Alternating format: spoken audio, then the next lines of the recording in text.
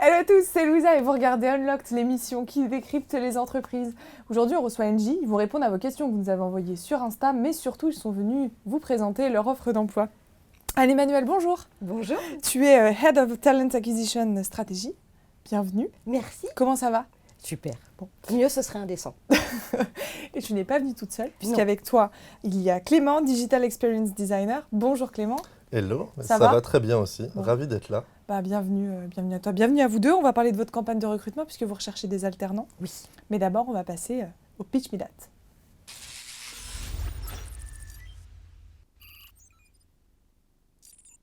Alors, Anne-Emmanuelle, Engie, c'est quoi? Engie, c'est ce qu'on appelle une utilities, c'est-à-dire que c'est un groupe qui produit, qui distribue de l'énergie et qui est très très investi également dans tout ce qu'on appelle les services à l'énergie, autrement dit l'efficacité énergétique. C'est un groupe en pleine transformation qui vit et qui incarne la révolution énergétique. Voilà, donc nous sommes vraiment dans ces métiers, mais pas exclusivement, c'est-à-dire que c'est un groupe aussi qui propose des solutions digitales, donc c'est quelque chose de passionnant. Et aujourd'hui, vous recherchez des alternants pour qu'ils puissent vous accompagner dans cette révolution énergétique, oui, mais aussi pour créer avec eux les métiers de demain. Alors, on va voir les profils que vous recherchez. Tu pourras t'exprimer en 30 secondes. Et surtout, ce que vous proposez aux jeunes qui intègrent le groupe Engie. Alors, on passe à la suite.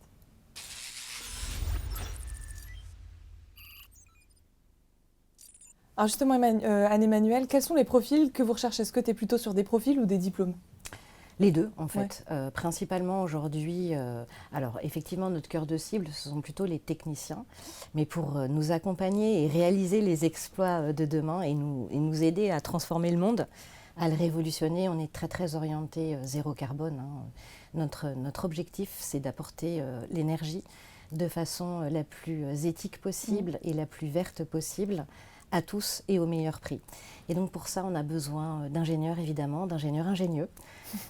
Donc ça répond à ta question, c'est-à-dire nous ne sommes vraiment pas que sur les hard skills, mais vraiment sur les soft skills. On cherche des personnes engagées et qui veulent contribuer à nos côtés à sauver le monde. Donc nous recherchons principalement des ingénieurs, mais également des profils business school. Okay. Nous gérons de plus en plus de contrats complexes. Je pense que Clément pourra apporter un éclairage sur le sujet. Beaucoup de fonctions support également. Bien sûr, achat, marketing, com, RH, donc absolument tout. Et autant en école qu'en université? Oui. Nous souhaitons diversifier en fait les profils et les personnes qui nous rejoignent parce que nous sommes sincèrement convaincus que de la diversité naît la richesse. Donc oui, ce n'est pas parce qu'on sort d'université que nous ne sommes pas intéressés, bien au contraire. Et à partir de quel bac? Bac plus 5 ou avant? Alors, nous recherchons des CAP, des BEP, des bacs pro, des bac plus 2, bac plus 3, bac plus 4 et bac plus 5, voire au-delà également, puisque nous avons un centre de recherche qui a environ 20 postes à pourvoir, donc des doctorants également. Clément, tu peux nous parler du processus d'embauche? Comment ça se passe, les entretiens? Déjà, ça se passe bien. Non, on sent rapidement qu'on arrive dans un univers assez vaste, avec, comme le disait Anne-Emmanuelle, des métiers très riches. Et on voit tout de suite aussi qu'il y a de nombreuses opportunités qui s'ouvrent devant nous. Donc on se sent tout de suite en confiance et on a envie finalement, quand on est dans une position d'alternant, parce qu'on vient apprendre des choses, on a envie de prendre l'aventure avec Engie parce qu'on sait que ça ne va pas être seulement un one-shot, mais qu'il y aura des étapes après, une possibilité de changer de métier, d'évoluer, de découvrir différentes choses, différents pays, différentes personnes. Donc en tant qu'alternant, c'est vraiment très intéressant de rejoindre un groupe comme Engie parce qu'on arrive vraiment dans un univers aux multiples possibilités. Et donc ouais, les entretiens se passent très bien. Moi, j'étais tombé sur une personne très bienveillante et extrêmement agréable. Et voilà, on s'intéresse effectivement, comme le disait Emmanuel, évidemment aux hard skills comme dans tout entretien. Donc voilà, les compétences premières, mais aussi beaucoup aux soft skills, savoir si on a de l'ouverture, si on est créatif, si on a envie de découvrir des choses, parce que ça va aussi avec donc, le purpose de l'entreprise qui est de s'ouvrir au monde et d'aller au-delà des principes établis, quoi. Donc tout de suite, dès les entretiens d'alternance, on cherche des personnes qui sont ouvertes et qui ont envie d'aller chercher quelque chose de Et est-ce qu'il y a des prérequis, des choses indispensables pour intégrer le groupe? Je dirais qu'aujourd'hui, en dehors de l'anglais, sur une cible bac plus 4, bac plus 5, le prérequis, c'est l'envie. C'est l'envie, c'est l'appétence, c'est réellement la volonté de s'engager et de s'engager pour la planète. Objectivement, ce qui fait la différence chez un jeune de 20 ans, ce sont plutôt ces soft skills. Ce que je regarde personnellement en premier sur un CV, c'est la rubrique divers. Ok. Qui est essentielle pour toi. Oui, fondamentale. Quels sont les centres d'intérêt, parce que quand une personne est par exemple très sportive, eh bien ça en dit long sur elle. Quand elle s'intéresse, elle œuvre dans différentes associations, etc., ça en dit long pour elle également. Donc je suis très sensible à ça. C'est quelque chose qui va vraiment compter par la suite en plus. Plus qu'à l'école en fait. Et le nombre de recrutements pour cette année pour les alternants? Alors on a des ambitions extrêmement élevées. Nous souhaitons doubler le nombre d'alternants que nous avons. Donc aujourd'hui, ça représente à peu près 5% de l'effectif en France. Nous souhaitons doubler en 3 ans, c'est-à-dire passer à 10%. Dit autrement, en chiffres, ça veut dire 8000 alternants, périmètre France. Donc on ne recrute pas 8000 tous les ans parce que les alternants, ça peut durer, les périodes d'alternance en fonction des diplômes, ça peut s'étendre sur 2-3 ans. Nous avons des personnes qui font l'intégralité de leur cursus école à nos côtés. Et donc, on en recrute à peu près aujourd'hui 2000-2500 par an et cela va aller croissant. Et la fourchette salariale d'un alternant? C'est très variable. C'est très variable parce que le groupe en fait est constitué d'une mosaïque d'entreprises. Chacune a différentes conventions collectives, à minima le taux légal, et ça c'est vraiment le minima, c'est-à-dire que chacune propose un package beaucoup plus large avec différents avantages associés qui peuvent aller du 13e mois, ça peut être de l'aide au logement. Donc c'est compliqué de répondre à cette question. C'est pas une non-réponse de ma part. Okay. Exactement, ça dépend vraiment de l'entité que vous allez rejoindre. Et pour la moyenne d'âge, tu peux peut-être nous dire un mot là-dessus, la moyenne d'âge au sein du groupe? La moyenne d'âge, j'aurais tendance à le dire qu'elle descend, parce qu'on avait historiquement beaucoup de profils ingénieurs très expérimentés, et comme disait Emmanuel, on recherche maintenant aussi des business schools et des gens de plus en plus jeunes, parce qu'ils ont cette envie, ils ont cette appétence, quand on leur parle de contribuer à un monde plus harmonieux. Ça, chez les jeunes générations, c'est très parlant. Donc finalement, on n'a pas peur de recruter des profils super jeunes. Donc moi, je vais travailler avec des personnes qui ont 20 ans, comme près de la retraite, quoi. Donc ça serait difficile parce que le groupe est immense, mais je dirais que on est sur une moyenne assez classique, mais qui tend à se rajeunir un peu parce qu'on attire, et on sent qu'on attire de plus en plus les jeunes générations parce qu'on leur propose une entreprise qui a du sens. Et est-ce qu'ils ont droit à des formations, les alternants? Oui, bien sûr. Quoi que, par exemple, comme formation? Alors, toutes les formations, si on est sur une population technique, toutes les habilitations techniques, on leur donne également des formations plus comportementales, de posture managériale, etc. Quand ils ont besoin également, on est capable de les accompagner sur des petites choses précises comme des langues, mais bien sûr. Et puis, on les associe le plus possible à toutes nos actions. Donc nous souhaitons aussi ouvrir nos collaborateurs, donc on demande à nos collaborateurs de participer de plus en plus à des séminaires, de s'ouvrir au monde. On a compris que pour atteindre les objectifs assez ambitieux qui nous sont fixés, on ne le ferait pas seul, et donc on s'ouvre davantage au monde externe. Il y a notamment une initiative que je trouve assez remarquable, et j'en parle d'autant mieux que ce n'est pas moi qui l'amène. On travaille beaucoup sous forme de lab, c'est-à-dire qu'on s'interroge sur des thématiques et on fait venir des experts de la thématique externe. On fait venir également des étudiants pour nous accompagner. On a un partenariat que je trouve assez génial avec la CNJE, notamment, Confédération nationale des juniors entreprises, et on essaie de les associer au maximum à toutes nos actions. En interne, on a également une communauté, les YPN, pour Young Professional Network. Ça fonctionne un petit peu comme le conseil municipal des jeunes. Pour être éligible, il faut juste avoir moins de 35 ans, quelle que soit la profession, le statut, alternant, pas alternant, stagiaire. Chacun peut contribuer du moment qu'il a moins de 35 ans. On les dote d'un budget. C'est une réelle contribution en plus. Dans ce fameux lab dont parlait Anne-Emmanuel, on va réfléchir autour d'un sujet donné. Par exemple, récemment, ça a été la Silver Economy. Et des propositions vont émerger d'une journée, par exemple. Et ce sont des propositions qui vont être poussées directement au COMEX de l'entreprise, quoi. Donc en tant qu'alternant, on peut avoir une oreille d'Isabelle Cocher, la patronne du groupe NJ, quoi. Donc ça, c'est assez valorisant aussi parce qu'ils prennent vraiment part potentiellement au processus de décision, aux orientations stratégiques du groupe. Quand elle a pris les rênes de l'entreprise, elle s'est adressée au YPN, elle leur a dit je dois changer quoi dans mon mode, dans mes rites et rythmes. Que me conseillez-vous? Justement, par exemple. Ça tombe bien parce qu'ils vous ont envoyé des questions, alors vous allez pouvoir leur répondre et voir ce qu'ils peuvent faire et s'adapter pour intégrer NJ. On y va.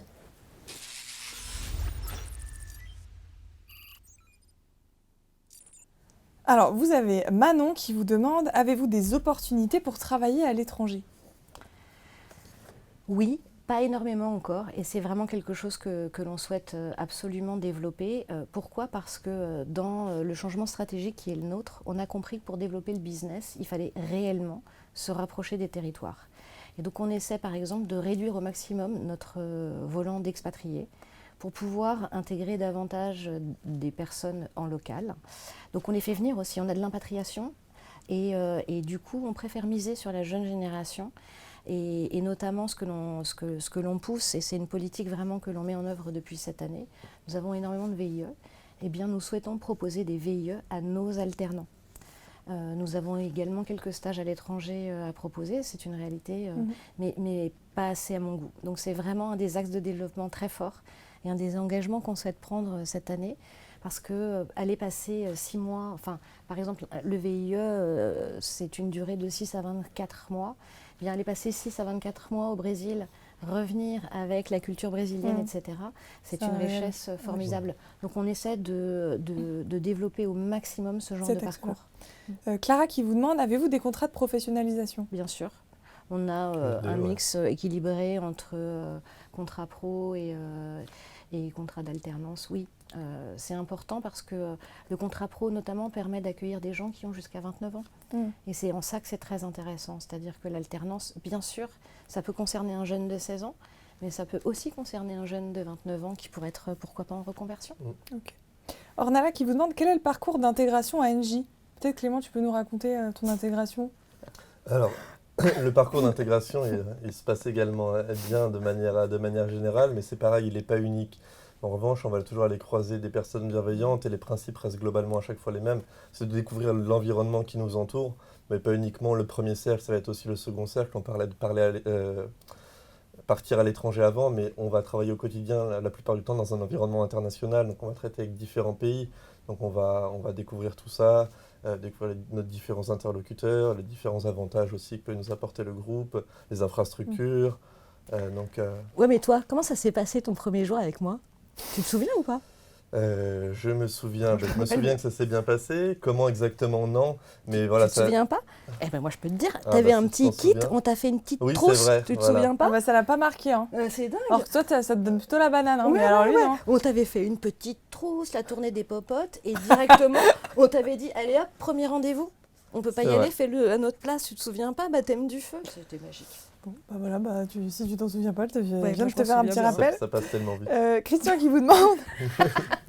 Oh, ça va, on n'a pas encore des dinosaures. Alors, Christian qui vous demande, qu'entendez-vous par métier d'avenir et pouvez-vous nous donner quelques exemples ? Oui, tous les métiers qui sont très, très liés au digital. Un métier d'avenir, par exemple, c'est que les métiers, là je vais parler d'un métier technique, mais les mécaniciens aujourd'hui se transforment beaucoup plus en électromécaniciens.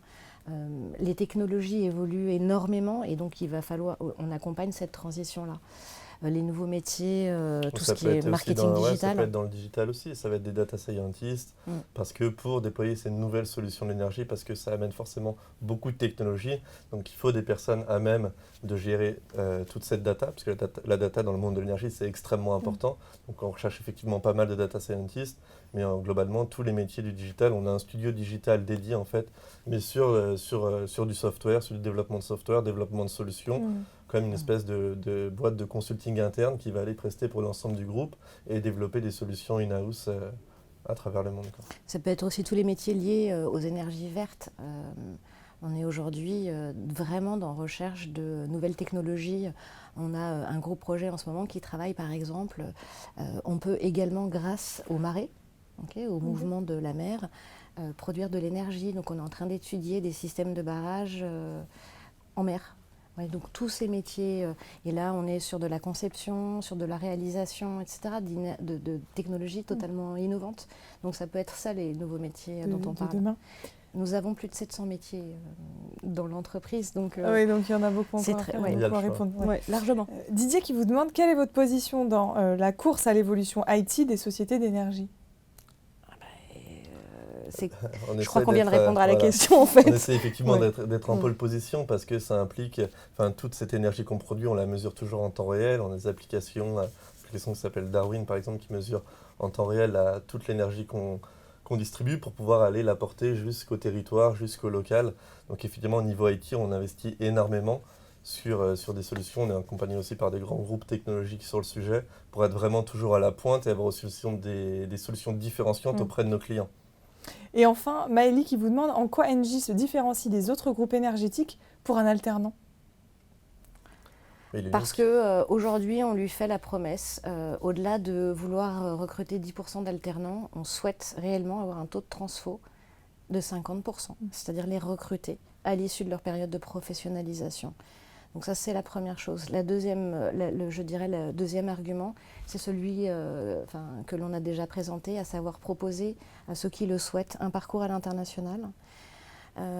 Et je dirais que notre positionnement... L'aventure humaine aussi. Ouais, parce qu'en fait, on ne cherche pas seulement quelqu'un pour le métier, mais effectivement, comme je disais tout à l'heure, rejoindre ce challenge qui est contribuer à un monde plus harmonieux. Et ça passe pas uniquement par le métier en tant que tel, ça passe par des initiatives, ça passe par des ateliers, des workshops, des hackathons. Voilà, on peut vraiment sortir de son terrain, son précaré, pour vraiment aller découvrir d'autres choses, participer à d'autres choses. Donc on rejoint vraiment une aventure collective, une grande communauté composée de différents profils quand on rejoint Engie. Ok. Alors maintenant, on va voir les règles d'entreprise. Vous allez nous en dire un peu plus sur ce qu'on peut faire et pas faire. On passe au do and don't.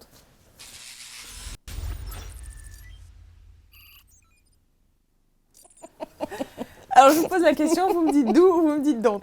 Une petite gorge, on y va. C'est les amours. Ouais, exactement. On va s'engueuler. Hein. Ouais. Tutoyer en entretien. Do. Et en entreprise? Do. Enfin, je dirais adapte-toi à ton interlocuteur. Ok. Voilà. Okay. Principe de base. Principe de base. Porter une tenue décontractée. En entretien? En entretien? Do. Don't. Do ou don't? Don't. Tout dépend de la définition. Non, mais alors qu'est-ce que tu définis comme étant une tenue décontractée? On peut venir en basket à un entretien tout en étant bien habillé. Basket, chaussettes? Ouais, alors propre les baskets. Claquettes, chaussettes? Claquettes, non. Enfin, non. Enfin, de toute façon, c'est faute de goût. Moi, ça pourrait me faire marrer. Ouais, c'est vrai. Ça serait pas rédhibitoire. Claquettes, chaussettes. Donc pour toi, jean, basket, c'est ok. Pour toi, c'est... En entretien? Les deux, en fait, ça veut rien dire. Tout dépend de la personnalité et le personnage qui est derrière. Ok. Donc faites attention, quoi. C'est un petit peu sur la ligne, quoi. Bon. Venir avec son CV dans l'entretien? Don't. Ah, t'allais dire do, hein? Ok. Moi, je dis do. Est-ce que tu lis les lettres de motivation? Non. Bon. Tout connaître d'Engie pour l'entretien? Don't. Un minimum. Un minimum, qu'est-ce que tu conseillerais de connaître à minima?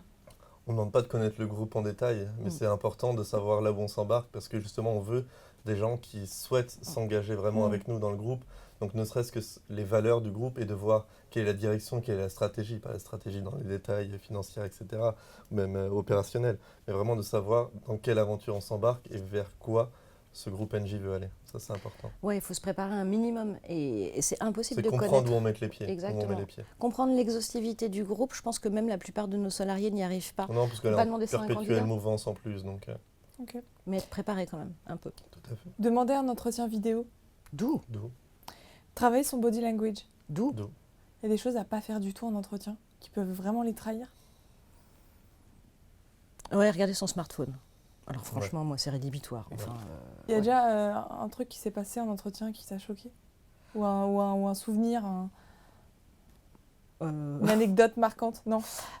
Plutôt sur un forum, mais ça c'était il y a quelques années, c'était d'arriver, alors bonjour, je voudrais savoir au niveau de qu'est-ce que vous me proposez, quoi. Bon, ça c'est assez rédhibitoire en fait. Bon. Et vous, qu'est-ce que vous m'offrez? C'est mieux, hein, ça, dit comme ça. Évoquer ses ambitions dès le premier entretien. Do. Dire que l'on ne sait pas durant l'entretien. Do. Prendre des notes. Don't. Dire que l'on n'a pas apprécié sa dernière expérience pro. Do. Comment on fait pour transformer ses faiblesses en force, ou vous l'exprimez en tout cas, le mettre à leur avantage? Eh bien, on explicite. Ce n'est pas grave de se tromper. Justement, on milite pour le droit à l'erreur. L'important, c'est de ne pas reproduire l'erreur. C'est de la comprendre, c'est d'en tirer la substantifique moelle. Et donc, en règle générale, un échec, il est partagé. Enfin, et donc, si on l'analyse, si on le comprend, si on en apprend, c'est une force. Et le reconnaître, pour moi, c'est une grosse qualité. Est-ce que tu appelles les anciens employeurs? Certaines, C'est ça. parfois, oui, ça m'arrive. Il faut Je demander l'avis des alternants ou c'est quelque chose que tu peux faire Alors, des contrôles de référence, cela m'arrive, oui. Ok. Objectivement, pas sur C'est les rare, postes quand même, d'alternants, non. C'est rare. Utiliser les réseaux sociaux pour postuler. D'où Qu'est-ce que vous entendez par réseaux sociaux? les réseaux sociaux. Ouais. Il faut qu'on définisse les réseaux sociaux. C'est-à-dire, est-ce qu'ils peuvent postuler sur Instagram, sur Facebook? Mais il y aura tout le temps des redirections. Ils seront Oui. toujours redirigés vers le bon endroit. Ça peut être LinkedIn, ça peut être Instagram, ça peut être Ouais. Twitter, ça peut être Facebook. Et en général, ils atterrissent sur notre ATS. Ok. Exprimer son avis quand on est alternant. D'où D'où. Et enfin, exprimer un désaccord à son manager. D'où Tout. On fait comment? on lui dit, on lui parle. Directement ou on passe par... Ah non, non, non. Ouais, directement. Directement. Ok. Mais dire je suis pas d'accord, ça sert à rien. Je suis pas d'accord parce que, et être en capacité à le Il justifier, faut avoir c'est des plutôt... arguments derrière. Mais oui. Mais ça montre une certaine franchise et une certaine aisance. Mm. Tout dépend après ce qui va être dit derrière. Il faut qu'il y ait du fond. Bon, alors maintenant, ça va être à votre tour. Ça va être votre carte blanche. Vous allez pouvoir nous dire ce que vous avez envie de dire. On passe tout de suite. Ça va dans la dernière rubrique.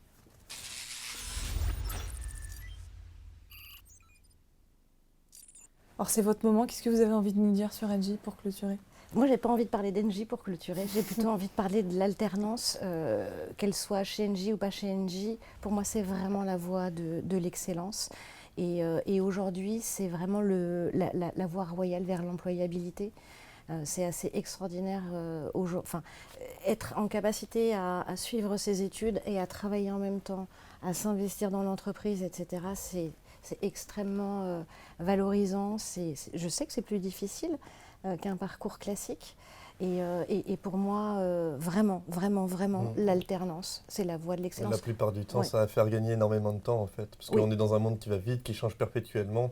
Et le fait de pouvoir enrichir son parcours académique des enrichissements professionnels dans le même temps, la plupart du temps, l'alternant va gagner beaucoup de temps par rapport à un profil qui serait allé dans un cursus, comment on appelle ça, initial jusqu'au bout du cycle. Ouais, on peut dire quand même, viens chez nous, on peut dire. Voilà, Ah oui, viens chez nous. évidemment. Et le On troisième verra truc qu'on voudrait vous dire, c'est que la prochaine fois qu'on viendra, ce serait bien d'avoir une petite lampe quand même. Enfin bon, On pense à l'ampoule. On pense à l'ampoule. Voilà, si Promis, on la avait prochaine On fois. éclaire le Attendez. monde Ouais, déjà, on et éclaire après, le on monde. éclaire la le prochaine studio. fois, il y aura de la vient lumière. Non mais c'est une catastrophe. Enfin franchement, être C'est reçu honteux. dans ces Vous conditions. auriez pu venir c'est avec honteux. une ampoule. Mais si on l'avait su, j'aurais il lui dû vous le fallu, dire. Ouais, il j'aurais lui dû vous le dire. fallu, ouais, il a fallu. On reviendra. On reviendra. En tout on cas, reviendra. s'ils sont intéressés, mais avec tout ce que vous avez dit, ça ne m'étonne pas. Et vous pouvez postuler sur alternance.nj.fr. Merci à tous les deux pour ces bons conseils. Merci Merci Louisa, beaucoup. merci à Vous tous. allez recevoir plein de candidatures. Alors, je vous rappelle, On vous les pouvez attend. postuler sur alternance.nj.fr ou sur jobteaser.com. Encore merci à tous les deux. Merci très Louisa. bientôt. Merci, À bientôt. Et chez vous, je vous donne rendez-vous très vite pour un nouveau live.